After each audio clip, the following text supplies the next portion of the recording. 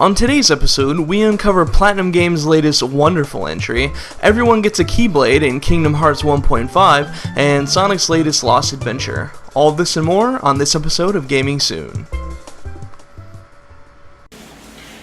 Hey everybody, welcome back to another Gaming Soon. Killisia here.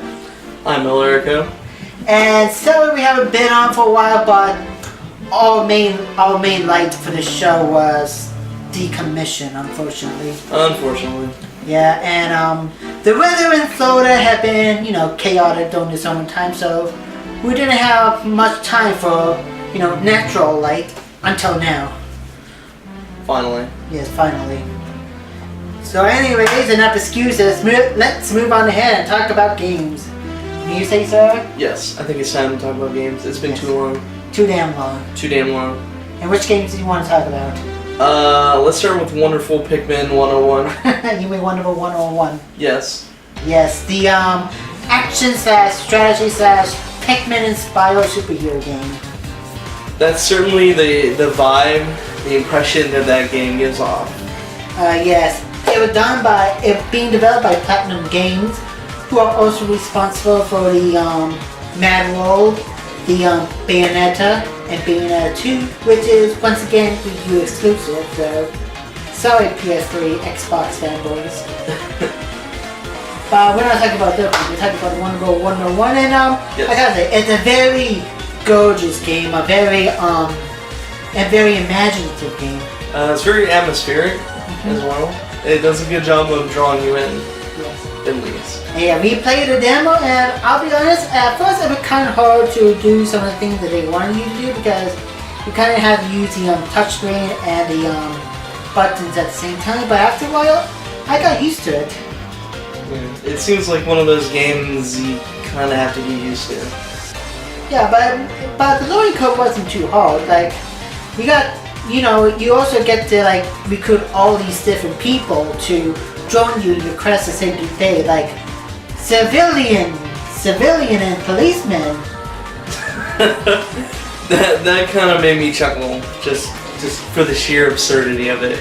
Yeah, the game was already absurd to begin with. You could form into a giant fist and a giant sword throughout the demo, and I'm pretty sure that in the full game that's going to be out next month, you can transform to all sorts of different things as well. Yep. And a lot of it helps you progress through the level as well.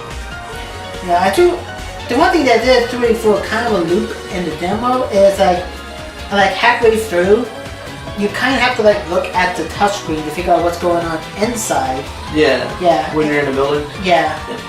But I get that part about the puzzle segments in it because on the outside there's numbers that you have to match up with what was on the gates inside. Right. So. Thankfully it was a pretty short segment, so I don't find that being a huge issue. But that kind of seemed to bring the game to a bit of a grinding halt while you're trying to figure out what to do. Yeah. That's the impression that I got. I just watched him play. I haven't played it myself. Well, I wasn't expecting it, but now that I know that you're going to be playing on and off the TV, during certain segment of gameplay, I'm fully prepared for that now. Right. Yeah. Well, it's easy to do on the DS, Yeah. which is, I assume it's kind of where they got the inspiration for it, Yeah. because the screens are right here, but then you're sitting, and you have to, it's kind of, so, like I said, it brought the gameplay to a bit of a halt, but it was a short segment, so not a huge deal. But still, I enjoy what I play. The puzzle segments were, really well done with the, with that dual screen segment, yeah. as well as trying to save civilians towards the end. Right. And you know what? I'm looking forward to it. I mean, I'm not sure I'm gonna get it day one because I work in cutting hours again, but it's definitely a game that I want to add to my Wii U collection. And I can tell you right now, I need more Wii U games for my collection. I think Wii U just needs more games for its collection. Which is great because finally Nintendo is releasing games and we're finally getting all the games that we want. Finally. Yes. So anyways, enough about Wonderful 101. Let's just say that it was wonderful. Don't look at me like that. Okay, let's talk about Sonic Colors next. Colors. We not Sonic Colors. Sonic Lost Worlds. Yeah, I got sad about that. That's because they're bringing back color powers from Sonic Colors and bringing them to the Lost Worlds. Right. Yes, and they also showed up. We also have some rather laggy look at some of the new stages that were featured in the Sonic Boom Festival. So I apologize for the lagginess, but that's what we had to deal with this trailer. I guess they kinda didn't want to bother with the quality of the gameplay that they were showing there because all of like 2 or 3 people probably showed up. Well, they also the trailer that we found on the internet was also taken from the live stream itself. So that explains it. Yeah. Okay. But yeah, I like. Sorry. Yeah. Okay, as I was saying, like I did play. I'll stop. Go ahead. Yeah.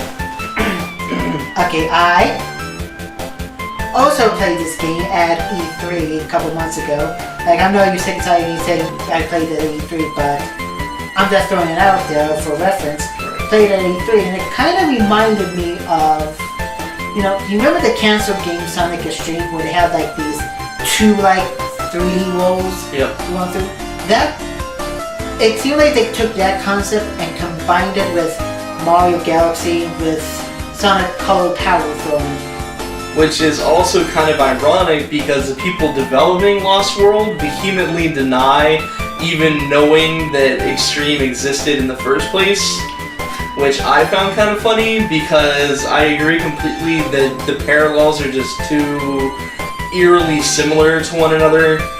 It's kind of like they took Extreme and Super Mario Galaxy and they kind of mashed it together. And then they threw color powers in there, which brings me to another thing. The color powers. They want to add them into every Sonic game now, from now on. And I'm like, that's okay now and then, but sometimes you gotta keep it simple. I mean, it was understandable for the Galaxy because, hey, that was the anniversary game. I mean, not Galaxy, Sonic Generations. I'm sorry, it's just, like I said, a combination of different gameplays and Lost Worlds. But as I was saying, it was fine when they put color powers and Generations because it was the anniversary game and you only needed to use it for like 1 level. But I'm now wondering what the justification is for the color powers and the Lost Worlds because as known in Colors, it was given to you by the alien races known as the Rifts. So I'm wondering are the Rifts going to give you these powers in the Lost Worlds, which seems like that is going to be the case in the game, and what are the Rifts' big role in Lost Worlds? I figure at this point they've kind of thrown continuity out the window, so I'm not expecting them to come up with anything particularly convincing.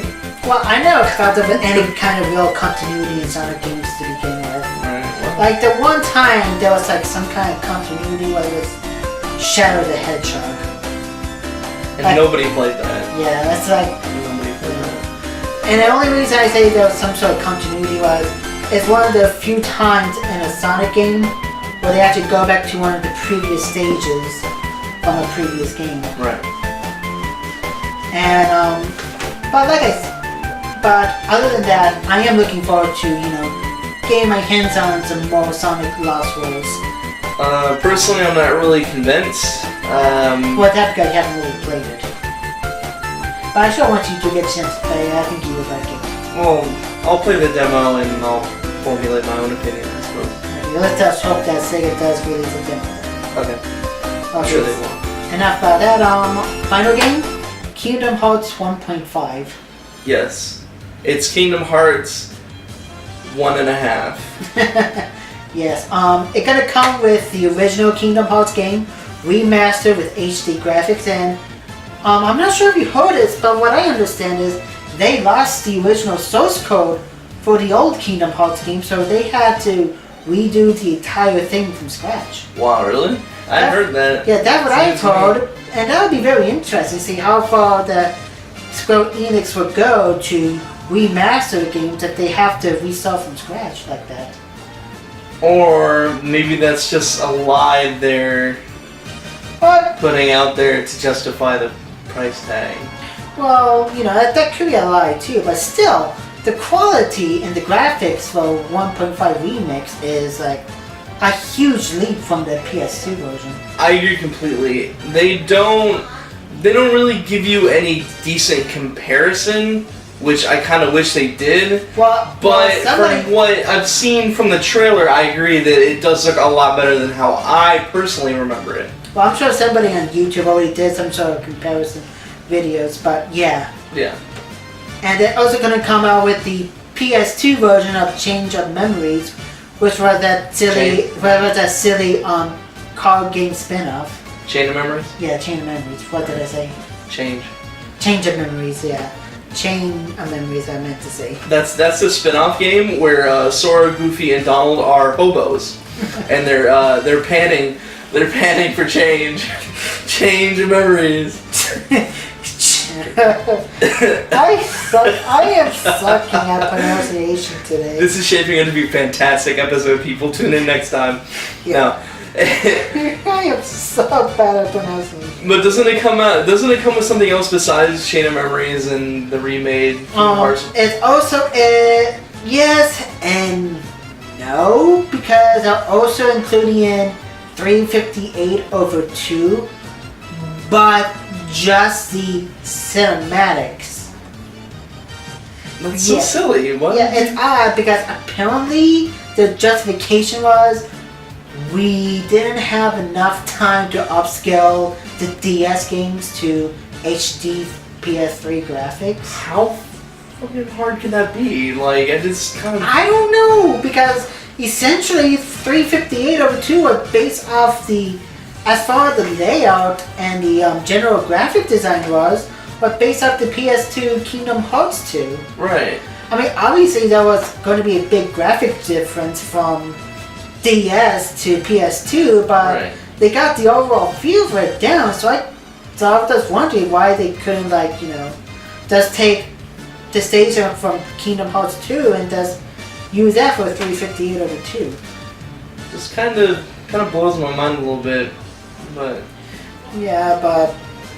Oh well, but apparently in Japan the sales for Kingdom Hearts 1.5 Remix was doing very well, that Square Enix is considering doing a Kingdom Hearts 2.5 remix. I've heard that as well. Yes. As long as they take out the tutorial from Kingdom Hearts 2, I'm totally on board. Yeah, like 3-hour tutorial. Yeah, that's bullshit. No thank you. I mean, 1 hour is already stretching it. 3? Yeah, that's kind of turns me out to the idea of playing Kingdom Hearts 2. Yeah, but after that, the game does go smooth sailing. Until the parade. Well, yeah. I mean, don't get me wrong, Kingdom Hearts 2 is a great game. It's just that it's so slow to start. Yeah. But anyways, that's it for this week's Gaming Soon. Next week, even more crappy pronunciations. Yes! See you later, gamers. Take it easy.